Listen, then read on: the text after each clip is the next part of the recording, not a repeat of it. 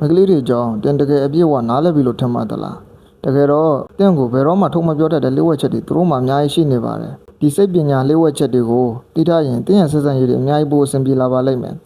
ဒီဗီဒီယိုမှာတော့မိကလေးတွေရဲ့စိတ်ပညာနဲ့အပြုအမူတွေအကြောင်းကိုအေးဆေးဆေးနဲ့အသေးစိတ်ရှင်းပြပေးသွားပါမယ်အားလုံးပဲမင်္ဂလာပါဒီနေ့တော့ယောက်ျားလေးတွေတော်တော်များများသတိမထားမိတတ်တဲ့မိကလေးတွေရဲ့စိတ်ကဘာတွေကစိတ်ဝင်စားစရာအကြောင်းအရာတွေကိုပြောပြပေးပါမယ်လျှို့ဝှက်ချက်6ခုရှိပါတယ်ပထမဆုံးချက်ကနေစလိုက်အောင်ပါပထမဆုံးကတော့ဘာမှမဖြစ်ပါဘူးဆိုတဲ့စကားရဲ့အဓိပ္ပာယ်ပါမိကလေးတယောက်ကတင့်ကိုမျက်နှာအတီးတီးနဲ့ဘာမှမဖြစ်ပါဘူးလို့ပြောတဲ့အခါတကယ်တော့သူတို့စိတ်ထဲမှာမုန်တိုင်းတိုက်နေတတ်ပါတယ်ခုခုကိုသူမကျေနပ်ဖြစ်နေပါပြီအဲ့ဒီချိန်မှာတင်းကတကယ်ပဲဘာမှမဖြစ်ဘူးဆိုပြီးလေးလူရှုလိုက်ရင်ပြဿနာပိုဆိုးသွားပါလိမ့်မယ်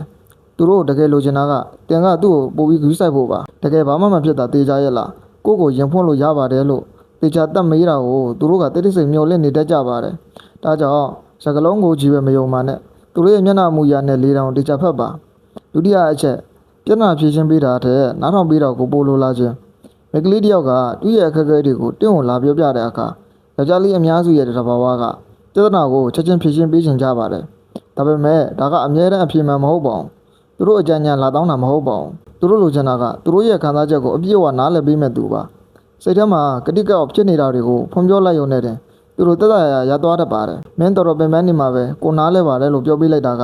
အကြံဉာဏ်တွေအများကြီးပေးနေတာတဲ့ဆက်ဆံရေးမှာအများကြီးပိုထိရောက်ပါတယ်တတိယချက်အသေးဖွဲလေးတွေကိုအယမ်းမမိခြင်းမိကလေးတွေရဲ့မညာကအသေးစိတ်ကြတဲ့နေရာမှာအယမ်းကိုထက်မြက်ပါတယ်တင်တတိမထားမိလိုက်တဲ့နေဆွဲတွေဖြတ်တန်းသွားရင်တင်ပြောခဲ့တဲ့စကားတွေကိုသူတို့ကတေချာမှတ်ထားတတ်ပါတယ်ဥပမာပြီးခဲ့တဲ့ဘက်ကသူစားခြင်းနဲ့လို့စကားကြုံပြောဘူးတဲ့မောလေးကိုတင်ကတတိတရဝယ်လာပေးတာမျိုးပါ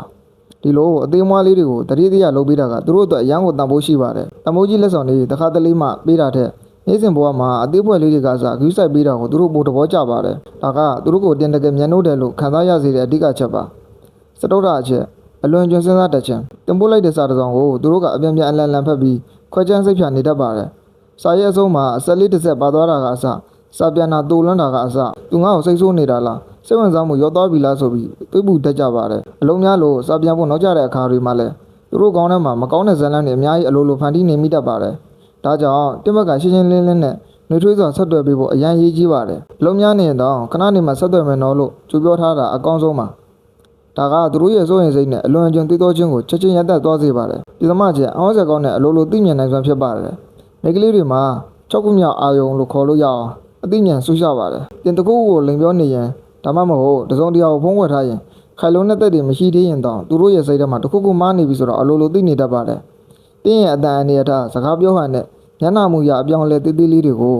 အမျိုးသမီးတွေရဲ့အုံတော့ကအမျိုးသားတွေရဲ့ပို့ပြီးမြန်မြန်ဆန်ဆန်ဖမ်းမိနိုင်ပါတယ်ဒါကြောင့်မိကလေးတယောက်ကိုလဲစားဖို့ဘယ်တော့မှမကြိုးစားပါနဲ့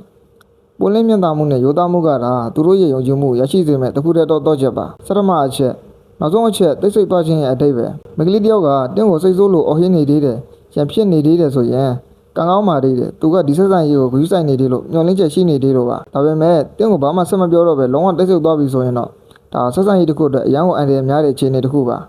သိစိတ်ခြင်းကသူလုံးဝလက်လျှော့လိုက်ပြီးဒါမှမဟုတ်အရန်နာကျင်သွားပြီဆိုတော့ကိုပြသနေတာပဲဖြစ်ပါတယ်